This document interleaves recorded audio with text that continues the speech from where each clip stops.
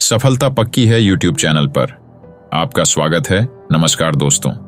सालों पहले मगध साम्राज्य पूरे भारतवर्ष में अपनी समृद्धि और ताकत के लिए जाना जाता था।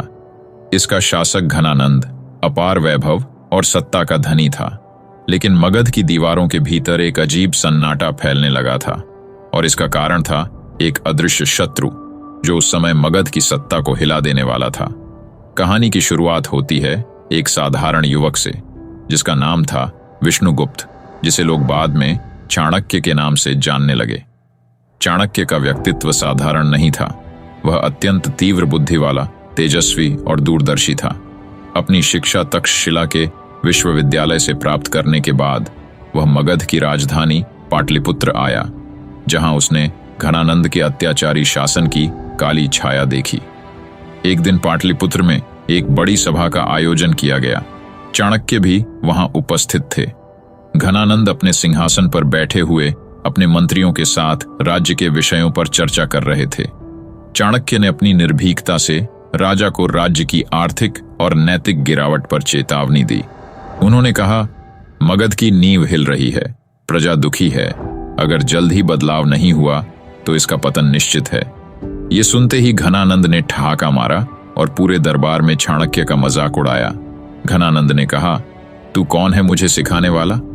मैं मगध का शासक हूं और तू एक तुच्छ ब्राह्मण। तेरी औकात क्या है? यह अपमान चाणक्य के दिल में जलता हुआ अंगार बन गया।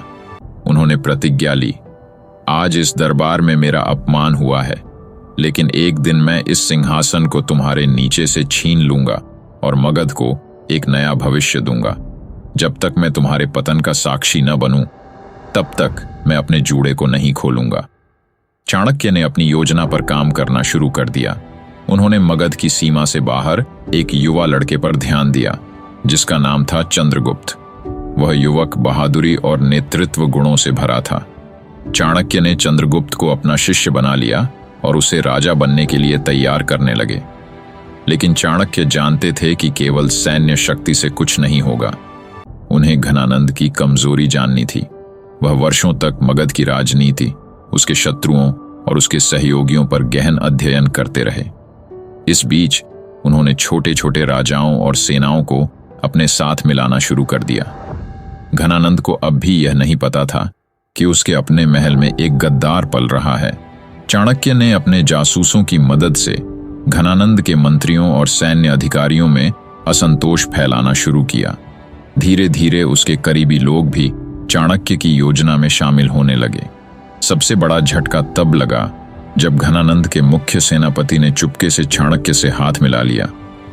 जब चाणक्य को यकीन हो गया कि अब समय आ गया है, उन्होंने अपनी अंतिम योजना पर काम किया। चंद्रगुप्त की सेना ने पाटलिपुत्र के चारों ओर से घेराबंदी कर दी।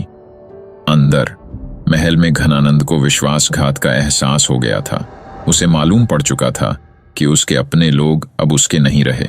घनानंद ने अपनी आखिरी सांस तक लड़ाई लड़ी, लेकिन उसका साम्राज्य अब कमजोर हो चुका था। अंततः चंद्रगुप्त की सेना ने महल पर कब्जा कर लिया और घनानंद को बंदी बना लिया गया। घनानंद के पतन के बाद चाणक्य ने अपनी जूड़े को खोलते हुए कहा, अब मगध एक नए शासक और नए भविष्य के साथ उभरेगा।